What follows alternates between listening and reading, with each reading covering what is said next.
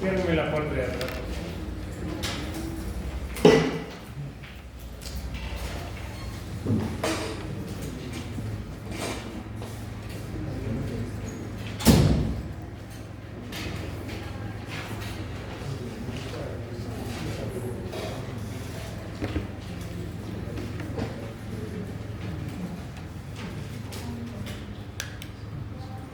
Solo tiene permiso su compañero Fabricio.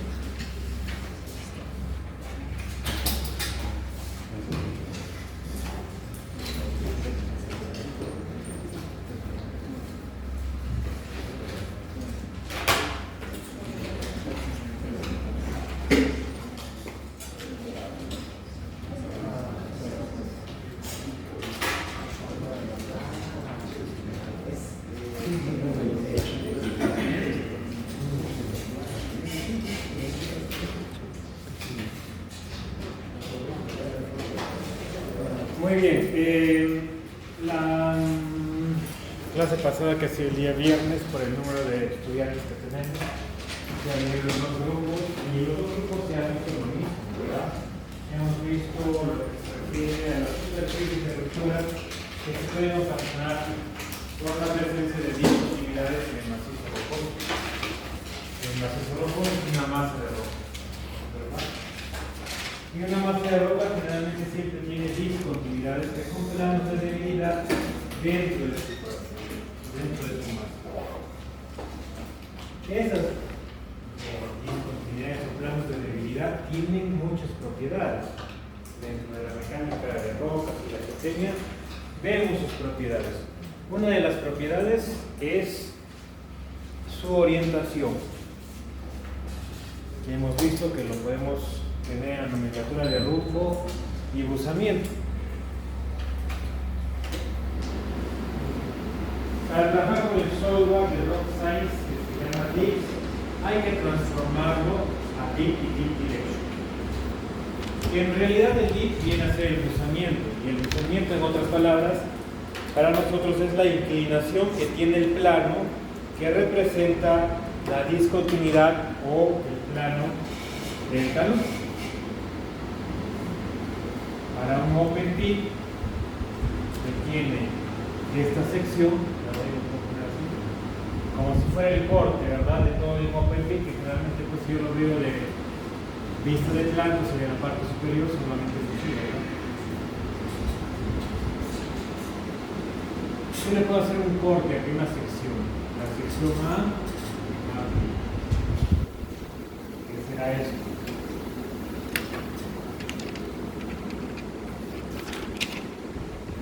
Y esa línea es un corte que se ve aquí. Esta inclinación será el buzamiento del talud.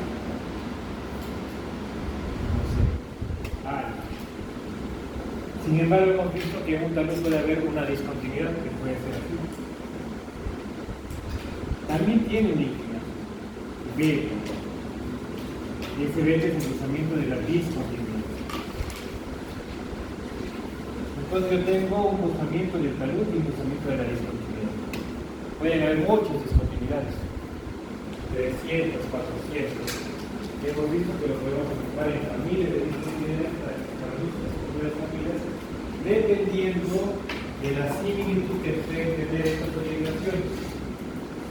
Que los 300, 400 la puedo resumir, no sé, para 5, 4, 3 familias de discontinuidades porque dentro de esto aparecen las orientaciones. ¿Ya?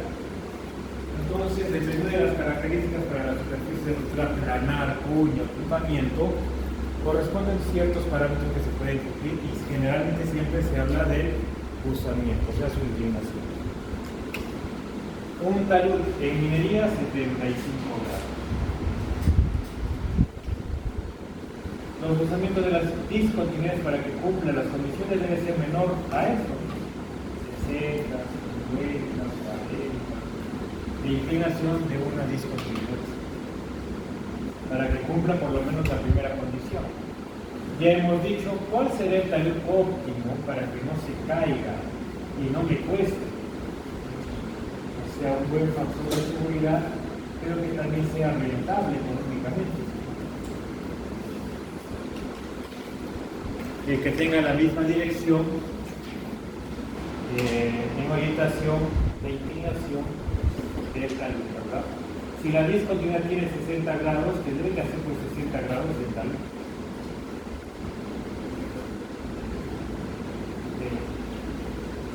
O sea, el talud tendría que ser el cruzamiento del talud igual al cruzamiento de la discontinuidad. Para que no cumpla la primera condición, por lo menos en la ruptura planar, ¿verdad? Eso sería lo óptimo. Siempre mirando en el mismo sentido. Eso hay que considerar siempre, cuando se habla de óptimo. Sin embargo, estábamos viendo que, bueno, yo voy con mi brújula, coloco la brújula y lo que me da es un rumbo de un cruzamiento. Ese hay que transformarlo a dip y dip direction. Dependiendo de los cuadrantes, que son 4,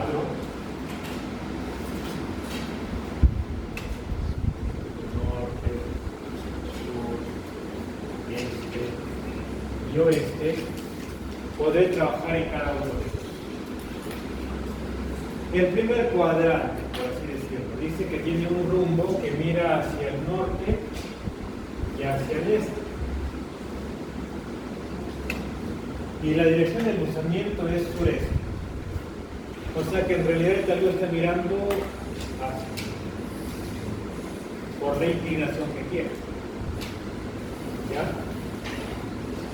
En ese caso, cuando ustedes vean esto,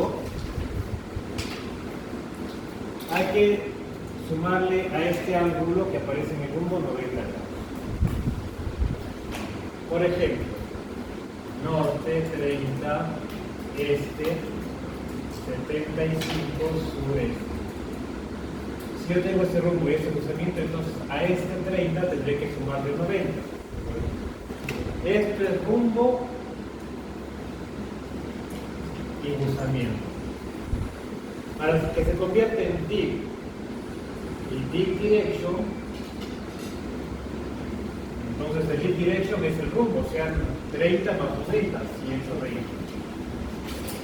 El dip es el mismo que el cruzamiento, o sea, 70. De esa forma, entonces, yo puedo considerar para esa orientación que tiene la discontinuidad o el plano del talud, simplemente sumarle 90 grados al rumbo. Cuando el rumbo es norte, 30 este. Y el cruzamiento está mirando hacia el sureste. ¿Tienen que cumplir esas dos condiciones? Sí. Solo es el rumbo, no es una contraria. ¿Cómo? O sea, si solo el rumbo es norte-este, pero digamos el cruzamiento es sureste, no se hace una manera de otro.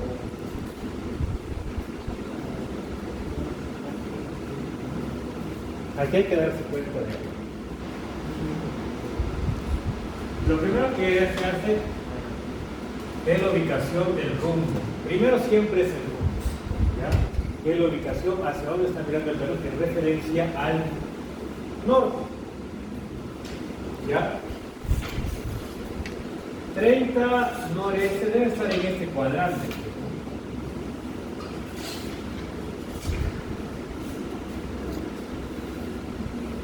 30 de esta por acá. Esta es la línea para representar el plano del talud. Ahora, el talud, por esta inclinación que tiene, que está mirando hacia el norte, solo puede tener dos orientaciones para ver. Puede ver al sureste o puede ver al noroeste. ¿Ya? Cuando se trata del norte, para el rumbo. ¿Ya? Para el cruzamiento, entonces solo podrá mirar hacia el sureste o hacia el noroeste. Esto quiere decir que esta es la primera condición. Estamos analizando esta condición. Sureste. Debe haber otra entonces que esté mirando hacia el noroeste. Hay que ver eso todavía. Primero estamos viendo este caso. ¿Ya? En este caso entonces, cuando tengo norte, este, de rumbo y sureste, se le suma 90 grados al rumbo para transformarlo de forma azimutal. ¿Ya? Bueno, acá hay otro ejemplo, ¿no? Dice rumbo norte 45 este y un cruzamiento de 20 sureste. 20 es la inclinación del talud o de la discontinuidad. 20 grados es bastante inclinado, usted está casi echado. Y miraría generalmente para un talud 75. 20 grados es muy inclinado, está casi horizontal. Bueno, entonces ese es el primer caso. Vamos a ver cómo se ve en el la transformación. Para este ejemplo, ¿cuánto sería el deep direction? 135. 20 que era el cruzamiento y 45 que era el rumbo, hay que sumarle 90 y se convierte en 135. ¿Ya? ¿Qué es lo que le decía? Ya, ¿verdad? Bien. El talud está mirando entonces ahora hacia el sur, ¿verdad? Bueno, 45 está por acá. La línea para formar el plano.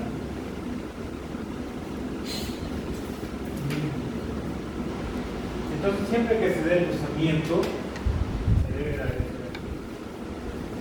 Para yo saber hacia dónde está mirando el talud, hacia el sureste o hacia el noroeste. Puede mirar hacia el otro lado, cuando la línea se encuentra de esta forma. ¿Ya? Entonces ya transformé eso, que está de forma de rumbo, a deep direction. ¿Ya? Ese es el primer caso. Segundo caso, es el lado contrario, ¿verdad? Ya no está mirando hacia el sureste ahora. Ahora el talud está mirando hacia el noroeste. El rumbo sigue siendo el mismo, norte-este. Pero está mirando diferente, ¿no? Está mirando ahora de forma contraria al primer caso. Ya no mira al sureste, ahora mira al noroeste, hacia el otro lado. Cuando está mirando hacia el noroeste hay que hacer una sumatoria de 270. Ya no 90, ahora es 270. Bueno, viendo este caso, este ejemplo, dice norte 45 este, 20 el noroeste. Para transformar el rumbo a deep direction hay que sumarle 270. ¿Cuánto es? Debería ser 300. 300 de deep direction. Y el talud lo está tirando al noroeste. Aquí estoy colocándolo de forma simultánea. Ya el software lo reconoce y mira hacia ese lado.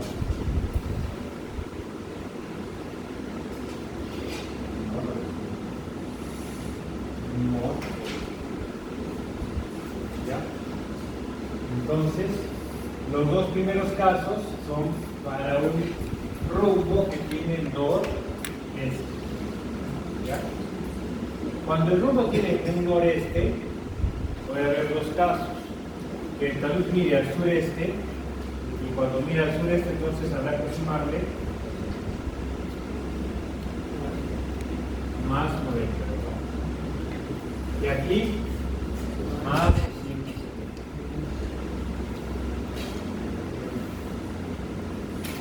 Esos son los dos primeros casos.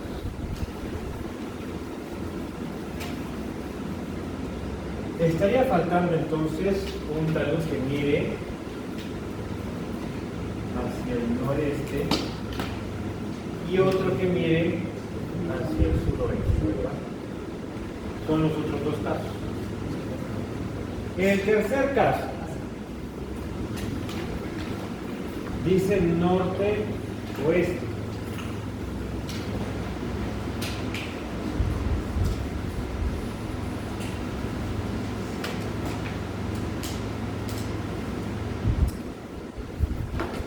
Norte y oeste está de este otro lado.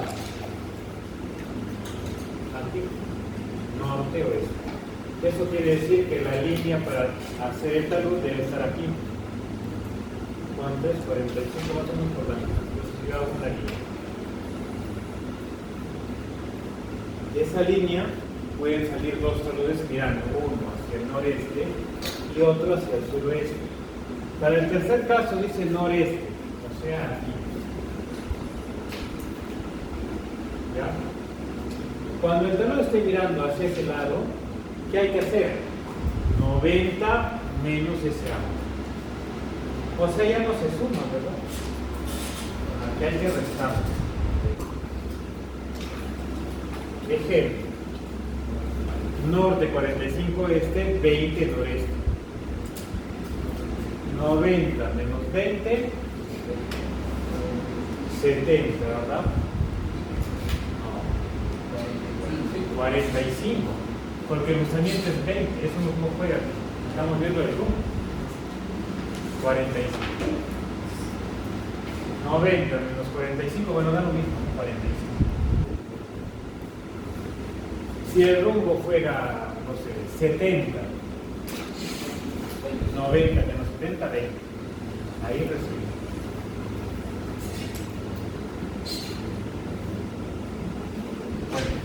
Entonces el talud está mirando hacia el noreste. Cuando mira al noreste, menos noreste. Y el último caso, ¿cómo será? Por lógica. Menos 270. Si se darán cuenta, de este lado está siempre 90.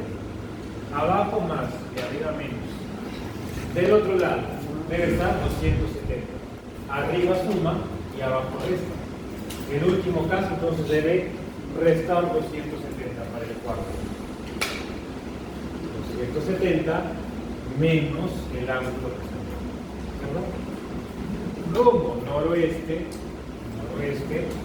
y el buzamiento ahora está mirando hacia el suroeste, o sea, 270 menos 45, ¿cuánto es?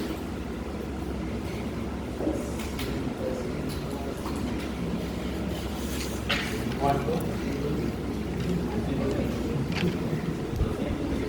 225. Por eso, ojalá.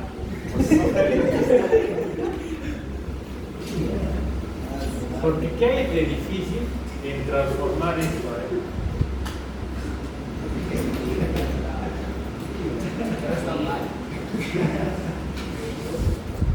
45 noreste, ese será el rumbo que hay que transformarlo de forma simultánea y hay que restarle 270 menos ese rumbo, o sea, 225. Y el software automáticamente lo coloca ya, mirando hacia el sur. Trabaja de forma simultánea. Yo, mirando estas orientaciones de los puntos cardinales, puedo saber que está mirando. Pero si yo les daría esto nada más, ¿se guiaría por la que sea eso? Habría que graficarlo en el software. El software ya lo interpreta de esa forma. No es necesario colocarle suroeste, noroeste, sureste, ¿verdad? Simplemente con la forma simultánea, el software ya lo reconoce. ¿Ya? Entonces no hay nada complicado. Hay que recordar estas orientaciones para el posamiento. ¿Está viendo dónde está mirando el talón? Si está mirando así, si está mirando así, o si está mirando así. Depende hacia dónde mire el talón.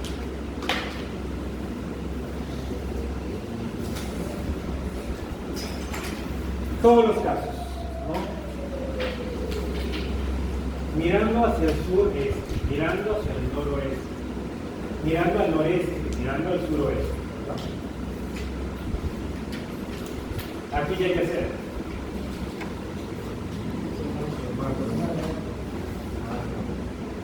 Aquí.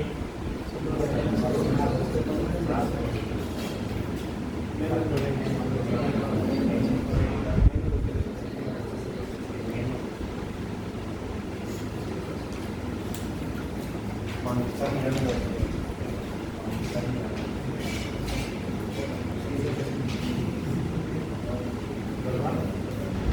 de acuerdo hacia dónde mide el talud o la discontinuidad, habrá que hacer eso. Sumarle o restar. Y solamente son estos números, 90 o 270. No hay más.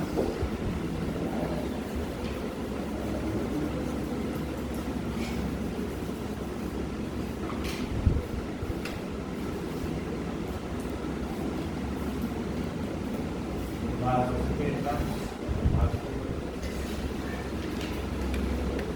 90 menos el ángulo, 270 metros. No le van a hacer al contrario, ¿no? Porque ha habido gente que hace lo contrario. No sé si el usamiento es 70, con el 70 menos 270 y le sale menos 200. ¿Cómo va a haber una orientación negativa? No es negativo. Es 270 menos el valor del rumbo. Hay que tener cuidado.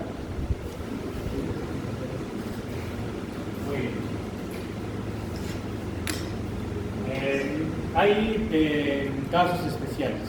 Cuando el plano que representa el talud o la discontinuidad está mirando fijamente a un punto cardinal.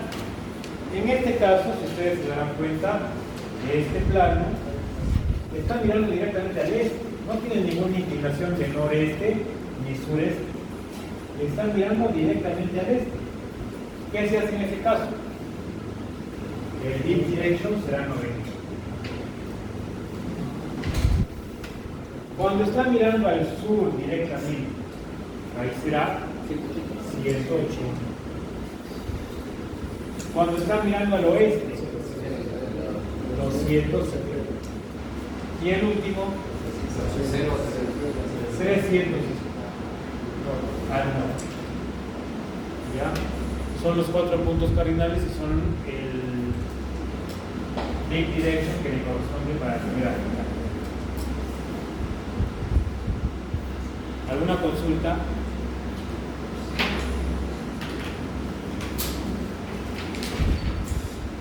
El descendiente afecta en algo a la hora de graficar, ¿no?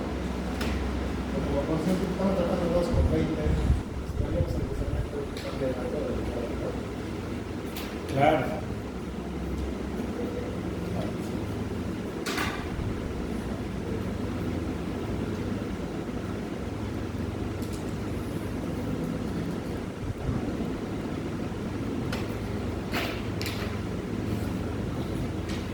Miren, 20 es esta recta. Ya les dije, 20 sería como un ángulo de un talud que estaría así. 20 grados. En el estereograma, el contorno les dije que vale 0. Y esta X vale 90. Porque los ángulos se miden solamente de 0 a 90. Un talud de 90 grados existe. Por ejemplo, para canteras de mármol.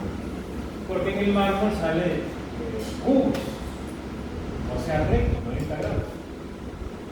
Puede ser de 90 grados. 0, ¿cuándo es 0? Cuando está todo horizontal. O sea, no hay ningún talud. Puede ser el contorno. ¿Ya? Mientras este arco se acerque más al contorno, esto significará que el talud se va echando más, acercando al horizontal. Mientras el talud se acerque más a la X o a la cruz, por ejemplo así, debe aumentar. Esta representación en campo debe ser más o menos así. No sé, debe tener 70 grados. Y si simplemente aparece la línea, debe ser 90 grados. ¿Ya? ¿Qué es lo que influye este arco? Este arco tiene 20 grados. Si dibujáramos este de 75, más o menos debería estar un poco más parado. Ese sería este arco de 75. Este representaría este de 70. Porque está un poco más cerca del contorno, debe ser menor, 70 grados. Este ya es de 20 grados. Si hago uno más cerca todavía, en la mitad, ya ese debe ser de 10 grados. Entonces eso es lo que simboliza este arco. Mientras más se acerca al contorno, vale menos. Mientras más se acerca al centro o al origen, vale más menos.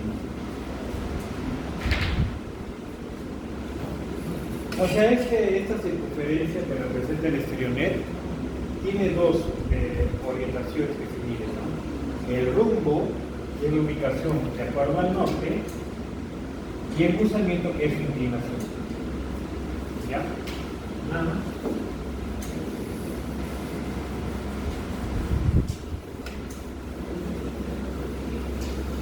¿Alguna consulta más? El próximo viernes es su práctica.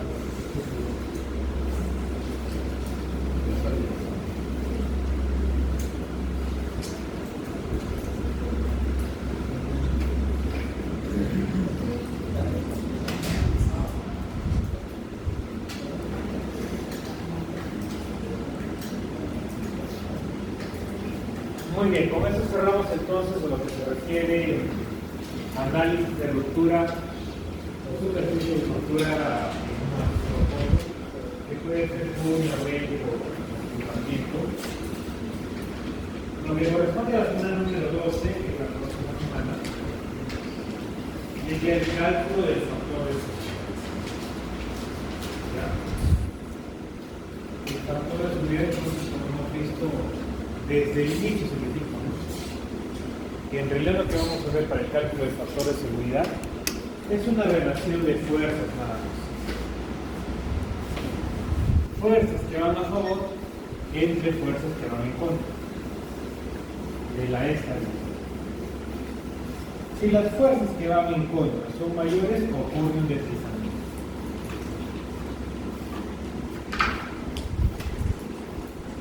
Pero un deslizamiento en realidad es un movimiento de masa. Hay diferentes movimientos de masa. Hay movimientos de masas muy lentos, incluso podemos morir y nunca nos vamos a dar cuenta que se ha movido, pero en realidad se mueve, como ellos que son muy acelerados, como los huaycos, por ejemplo, que se viene como un río y es en realidad material granular que está compuesto con agua. Es muy rápido, entonces puede ser ambos, o muy lento o muy rápido.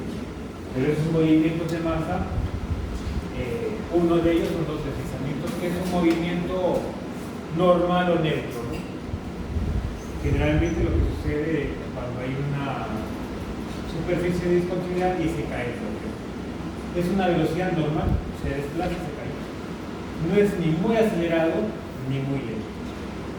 Generalmente esto lo que vemos nosotros porque es lo más común en minería, pero hay diferentes movimientos de masa. Vamos a verlos. Entonces vamos a ver un poco de la introducción de estos movimientos, factores que predisponen, tipos de movimientos y métodos de equilibrio libre. Este último punto ya entra a ver lo que es el cálculo de factores. Como hemos dicho, el cálculo del factor de seguridad hay muchas técnicas. Una de ellas es el método de equilibrio. Y este método de equilibrio límite tiene muchos autores, porque muchos autores discrepan, ¿verdad? Unos sí consideran algunas fuerzas, otros no. Y es lo que van a exponer ustedes en la semana número 15. ¿Ya? Se los va a agrupar y cada grupo va a exponer uno de los autores con su técnica que habla sobre equilibrio libre para el cálculo de factores de seguridad. Semana 15, la siguiente semana 2, o sea, de aquí 2 semanas todavía, ya tienen que exponer su técnica. Semana 16, semana de evaluaciones. Muy bien, vamos. Entonces ya hay que hablar de qué es un talud. ¿Ya? Como ven, ahí hay dos figuras. Los taludes pueden ser naturales o pueden ser artificiales. Cuando se dice artificiales, un talud generalmente ha sido hecho por la mano del hombre. De repente para ganar espacio, para remover material que de repente tiene algún valor económico, y le da esa inclinación. ¿Verdad? Entonces un talud es cualquier superficie que delimite una masa de suelo o roca u otro material, cualquiera, ¿verdad? Escoria, basura, mineral, pueden generar taludes. Entonces pueden ser naturales, como los de una montaña, los de un cerro. La inclinación que tiene el cerro, por ejemplo, es una inclinación natural, jamás, ¿no? Con los siglos, con los millones de años se ha formado esa masa. Es una inclinación natural. Uno va al tajo de la mina, de Cuajón, de Toquepala, taludes artificiales creados por el hombre.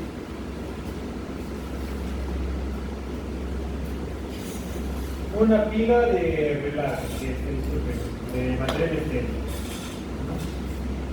Hay una inclinación. Los taludes de minería son taludes, tienen una inclinación. Taludes naturales, como les decía, los de los cerros, las montañas. Taludes artificiales, presas que se hacen para contener agua o para contener relaves. Presencia de materiales preseleccionados, control de los procedimientos constructivos. Y en uno natural, presencia de diferentes materiales, mayor complejidad geológica, mayor heterogeneidad y anisotropía. Heterogeneidad, que son diferentes, ¿verdad? Los materiales son diferentes, con el tiempo se han acumulado, ha sido material transportado, había material propio, todo es un desorden. La anisotropía se refiere a la diferencia de esfuerzos que pueden estar en dirección, pueden tener ese talud natural. Por la forma que tiene es irregular. Habrá tensiones con una dirección de fuerza, en este sentido, otro por aquí, totalmente diferente. Ya una presa de relaves, por ejemplo, isotrópico debe ser, todos deben ser iguales, todos deben mirar hacia un lado. Aquí es diferenciado. Eso quiere decir entonces que un talud natural debe ser más complejo que un artificial.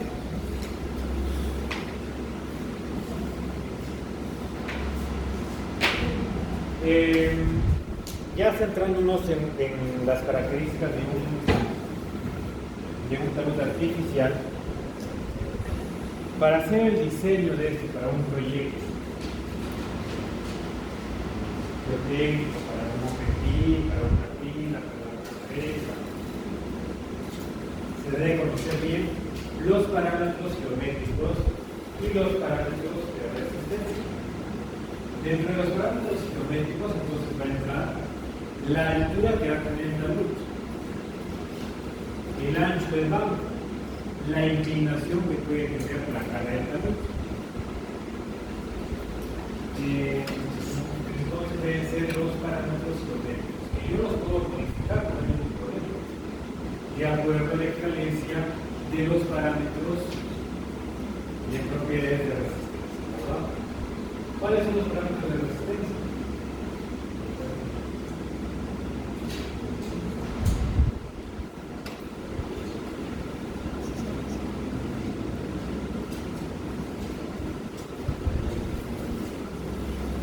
A ver, diga un parámetro de resistencia.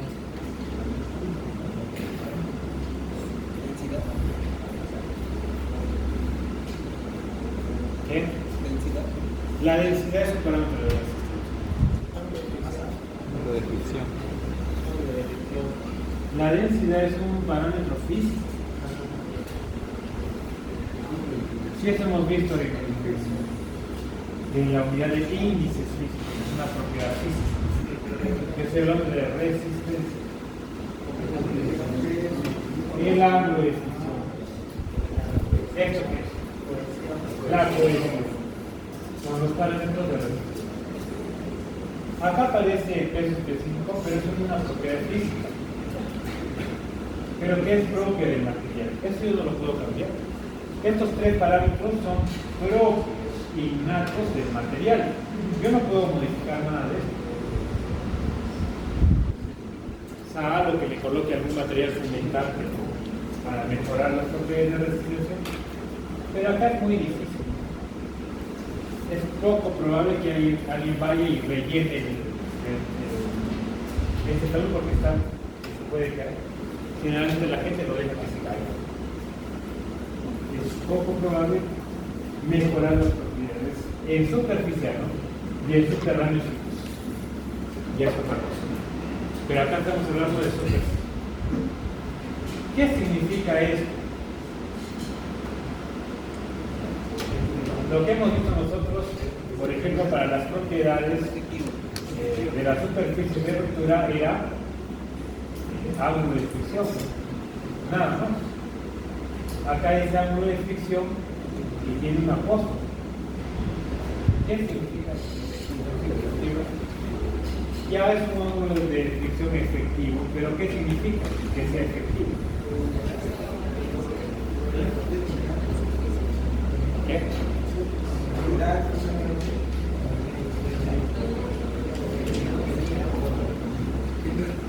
¿Qué significa efectivo?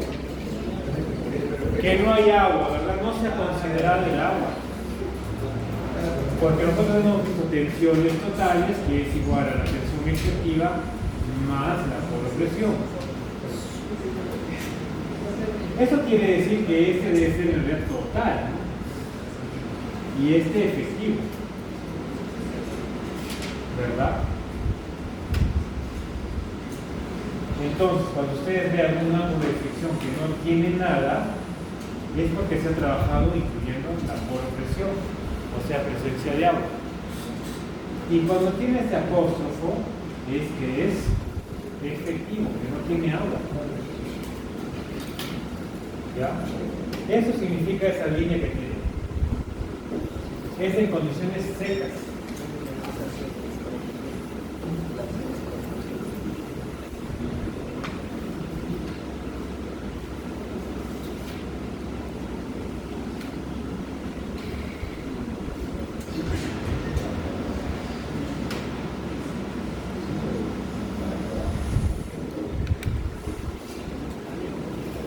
A veces viene esta relación en los ejercicios, ¿no? Acá dice que es una relación de 1 a 1. ¿Qué significa eso? Que la base es igual a la altura, ¿verdad? Así vienen los ejercicios, a veces no saben qué significa eso y no lo saben. Cuando tienen toda la información. Bueno, acá también aparece una carga. Esto lo has visto siempre también en mecánica de cuerpo rígido, ¿no? Esta carga tiene un valor de 12 kilopascales. Ahora habría que representar esa fuerza única en una sola, en la mitad, para la representación gráfica. Depende de cuánto tiene el impacto. Muy bien. Todo eso se puede hacer en el estudio que vamos a ver la semana 3. Muy bien. Sobre las condiciones específicas de una porción de material de un talud que puede deslizarse en relación al macizo restante, desencadenando un proceso genéricamente denominado movimiento de masa a lo largo de una dada superficie llamada superficie de ruptura. Entonces acá hay que tallar una cuarta superficie de ruptura, aparte de la planar, punta y vuelco. Ya aparece ahora la superficie circular. ¿Ya? Así como se ve en esta imagen, acá yo no veo ningún plano, yo no veo ninguna cuña, ningún tumbamiento. Sin embargo, sí veo que tiene una forma circular, ¿no? Como si fuera un círculo. Y si me doy cuenta, el material que se está deslizando de esa forma es un suelo. Esto es un suelo.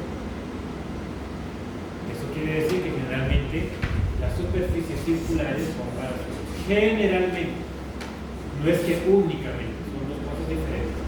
Generalmente superficies circulares para suelos.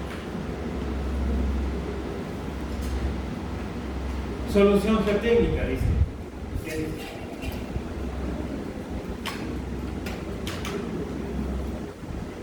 Una obra de estabilización del terreno local.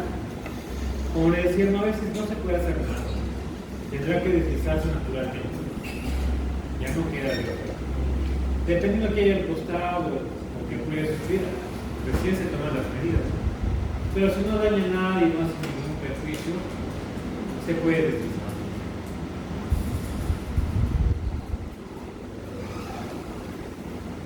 Un dato: el talud está sometido básicamente a dos tipos de fuerzas, que son las fuerzas que entran para el cálculo de fuerzas.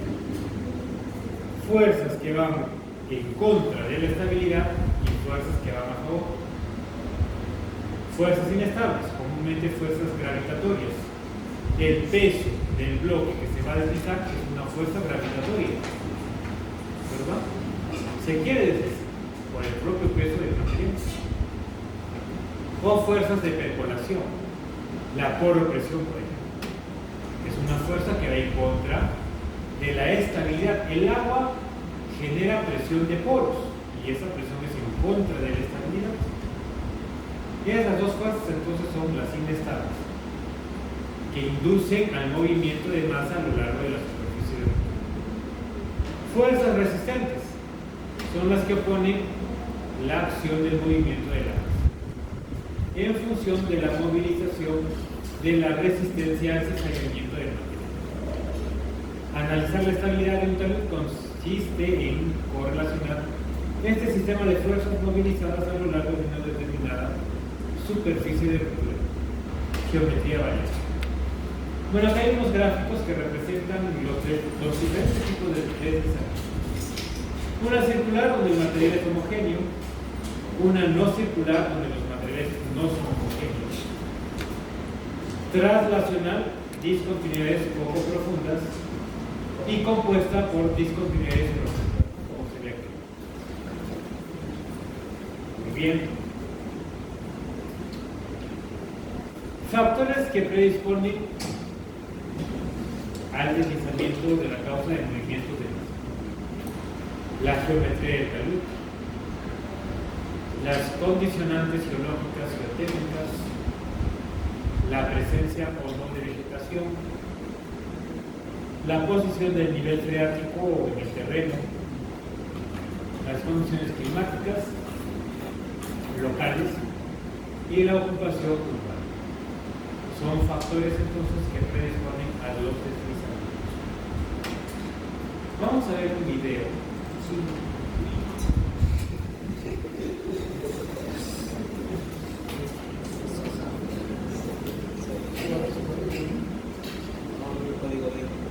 De un deslizamiento. Lo que no ocurre en años, ocurre en segundos.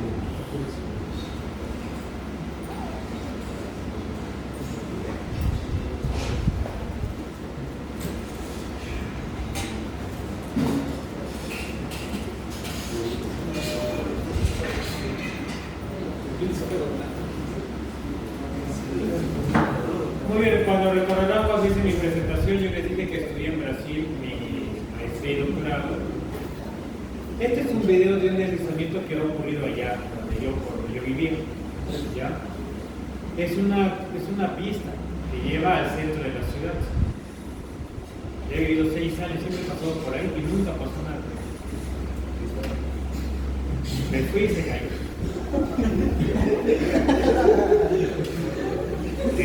Pero porque llovió demasiado, ¿ya? Son condiciones extremas que a veces suceden. Bueno, les decía, es lo que no sucede en años, en décadas, en siglos, sucede en segundos. Y lógico que el ambiente, el lugar no está preparado y se desdice. Vamos a ver ese video.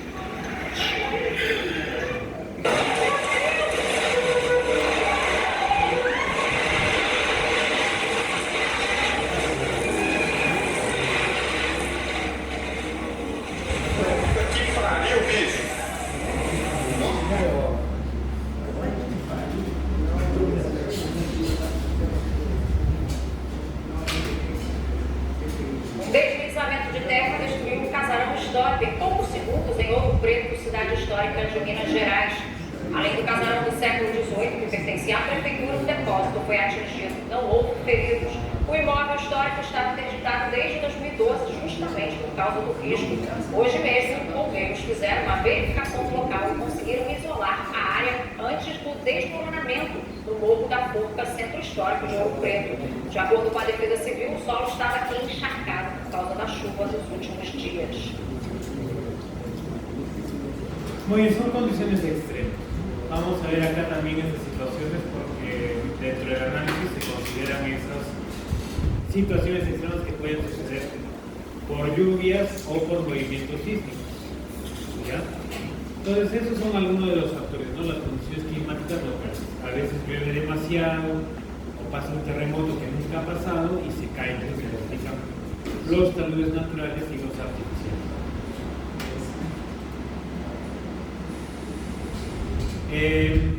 Pueden ver dos causas, ¿no? Las externas y las internas. Las externas, aumento de las necesidades actuales, y las internas, la disminución de la resistencia del suelo. Ya les había dicho, a veces hay algunos materiales que alteran la composición del material y degradan las propiedades de resistencia en este caso del suelo. Esto quiere decir que no se puede mejorar las condiciones, pero sí empeorarlas, ¿no? Dependiendo de qué minerales tenga. La pirita, por ejemplo, es un material que al contacto del agua reacciona y baja las propiedades del material.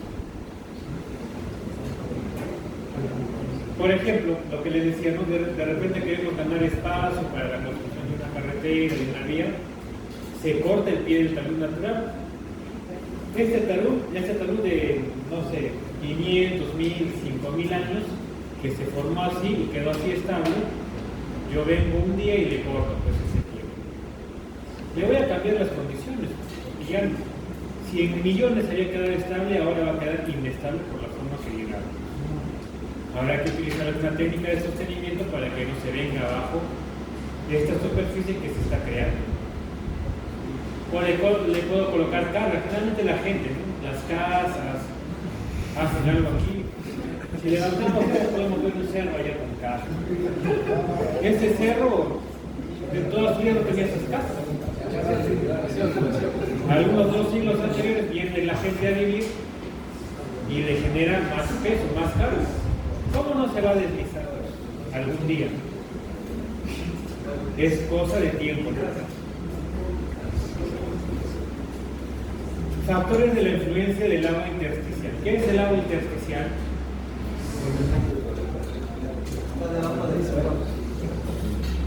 Es el agua que está entre los polos, el suelo, de los vacíos. Aumento de peso específico, eso es lo que hace el agua en realidad, ¿no? El agua ocupa los espacios vacíos y hace que el peso se incremente. Esos espacios vacíos ahora están llenos de agua. El agua pesa y eso incrementa las fuerzas gravitatorias que van en contra de la estabilidad. Con la retención parcial de agua de la infiltración, desarrollo de presiones en el terreno con consecuencia de la reducción de las tensiones efectivas, eliminación de las tensiones capilares movilizadas entre las partículas del suelo, pérdida de la cimentación existente entre las partículas del suelo, porque el agua entra ahí, ¿no? Y el agua hace que el material se vuelva ya más líquido. Introducción de una fuerza de percolación en la dirección de flujo que tiende a arrastrar las partículas del suelo.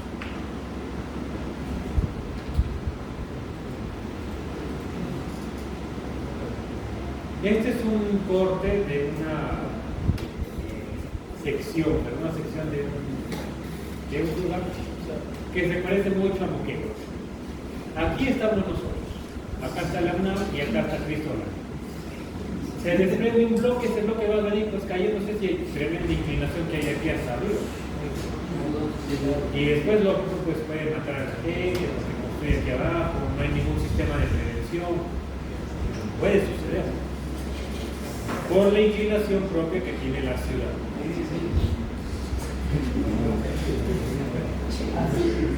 Y acá están los diferentes tipos de movimiento de masa, desde los más lentos hasta los más rápidos.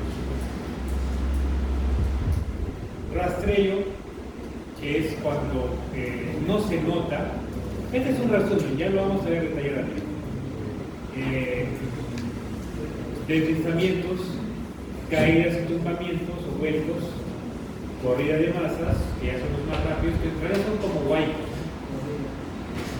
Huaico en realidad es una palabra peruana, más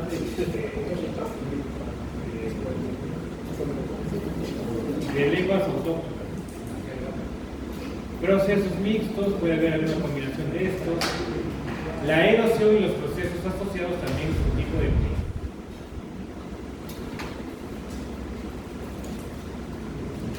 Muy bien, esta es una imagen de un rastreo. Si se darán cuenta, el movimiento es demasiado lento. ¿Ya? Miren, los árboles no crecen con esa inclinación. Los árboles crecen directo hacia arriba, ¿no? Igual cuando alguien va a plantar un poste de luz, no lo coloca pues inclinado, lo coloca a derecha. Yo me puedo dar cuenta que hay este tipo de movimiento porque hay esas inclinaciones. ¿Ya? Bueno, acá está exagerando un poco, ¿no? Pero generalmente lo que yo coloqué vertical con el tiempo, no sé, en 10, 20, 30 años, va asumiendo esta inclinación. Ahí hay movimiento, muy lento, pero hay movimiento. De acá 100, otros 200, 300 años, esto ya va a estar en el suelo. Porque el movimiento es muy lento. ¿Ya? Velocidades muy bajas, movimientos son continuos, o sea, en milisegundos también pues hay milicentímetros o milímetros que van moviendo. Eso se ve aquí. Fotografías de eso. Aquí. Celdas que tienen 100 años y ya están con una inclinación. Nadie las colocó inclinadas. Igual aquí.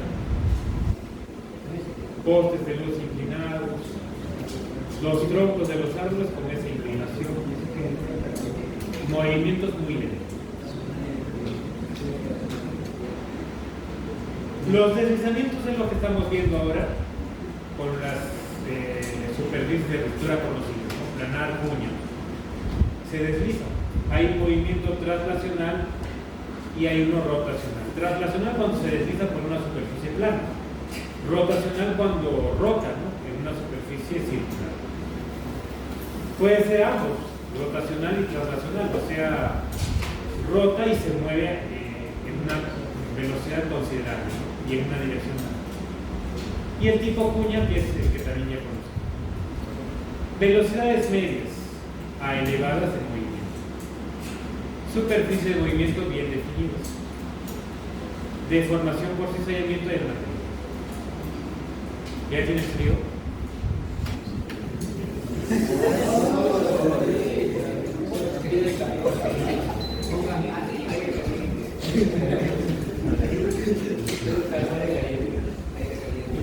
Geometría y volúmenes variables, perdón.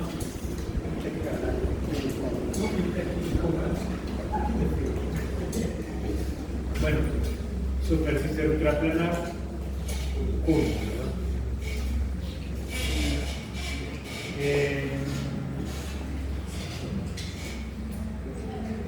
Bueno. También pueden ocurrir entradas naturales, lo que vimos en el video, por ejemplo. Llueve demasiado, gana peso el material y se desliza. Se desliza y cae. No le importa lo que haya delante de ellos. Igual se lleva todo. Movimientos de masa. Deslizamientos. Cuña.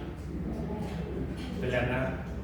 Bueno, pero cuando se cae el bloque ya pues se puede desintegrar o se puede caer entero y hay que moverlo. Acá ya no es el bloque, ¿no? Pero mira, acá hay dos planos, como hemos visto. Cuña.